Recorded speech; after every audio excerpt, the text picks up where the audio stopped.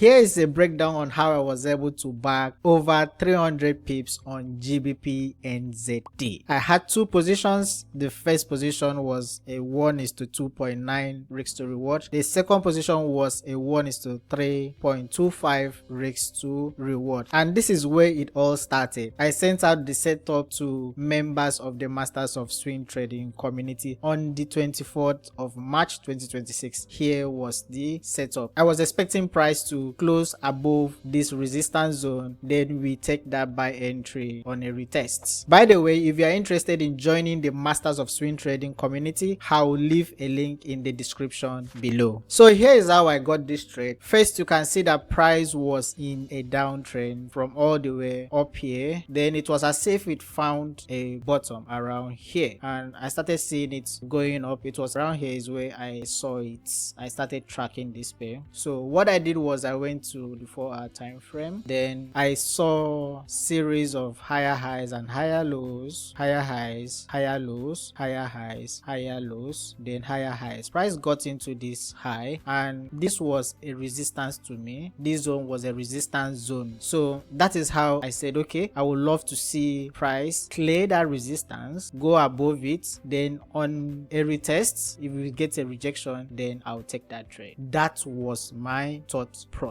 I noticed that we found a bottom. This is a bottom here. We found a bottom around here, and from that bottom I started seeing series of higher highs, higher lows, higher highs, higher lows into a key resistance zone on the 4-hour time frame. That is when I started saying, okay, fine, the trend has changed gradually, but I needed something very concrete before I pull my trigger. So hence I waited for the break above that resistance and a retest before I entered. Now price retested the previous resistance turn support, that's around the 2.8925 zone, and I took my very first buy entry. Price pushed all the way up. My second entry came up at a break of this resistance. We saw an intraday resistance around here. I'm going to go to the 1-hour time frame so you can also see this. Okay, so this was the resistance on the intraday, like the 1-hour time frame. I saw price testing that particular level multiple times, 1, 2, 3 times, and immediately we got that breakout. I referenced that as an intraday support, and that is where I decided to time my next entry. I was patiently waiting for price to retest this zone. So immediately price retested here. You can see we had that breakout. Price attempted retesting, and the second time it retested, that is when I got my second entry, and I held through. After we saw a break of these other highs too, I was looking for another entry, but I didn't quite get it. I was not online when it happened. Then you can see price move higher, went higher and higher until we had that close out on the trades. And this is what I did for me to be able to stay on this trade for this long, for more than, that is about 16 days there. Since March 24th till date, that is about 16 days. For me to stay on this trade for this long, what I did was to trail my stop loss loosely. I was not trailing my stop loss very tight. My stop loss was a bit loose. So for example, when price broke out of these highs, these intraday highs around here, I didn't bring my stop loss to this level. My stop loss was still at the entry, right? It was here at the entry. When we had that retest and pushed up again, that is when I brought it to this area. When I noticed that we created a low around here and pushed a bit higher, I brought it again to here. When I noticed that price created another higher lows, then went back up, that is when I brought it to where I currently have my stop loss trail.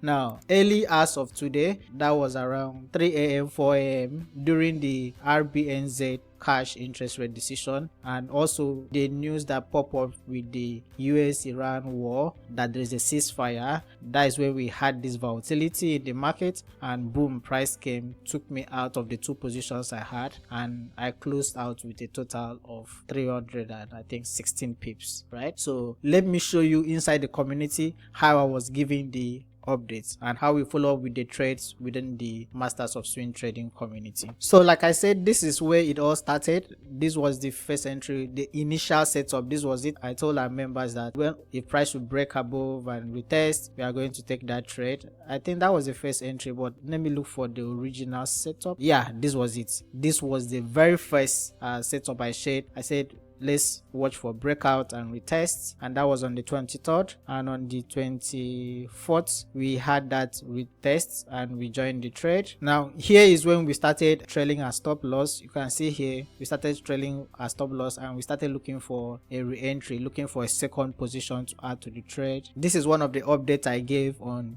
when we will likely take the second entry. We were looking for this region so we can take in the second entry. Over here is when we had our second entry, and I shared exactly the second entry with members of the swing trading community. This was the second entry we had, and you can see from time to time I was updating the community on how the stop loss was being trailed and where it was being placed. And finally the results came out today after closing out on all the positions, and we closed out on the trades with a total of 316 pips. This is one of the longest trades we have held inside the community this year, about 16 days. This can only be achieved with a good strategy, discipline and patience, and we teach our members how to apply this in the live markets. If you want to learn how to analyze the market and trade with certainty and confidence, then I will encourage you join the Masters of Swing Trading community. I will leave a link below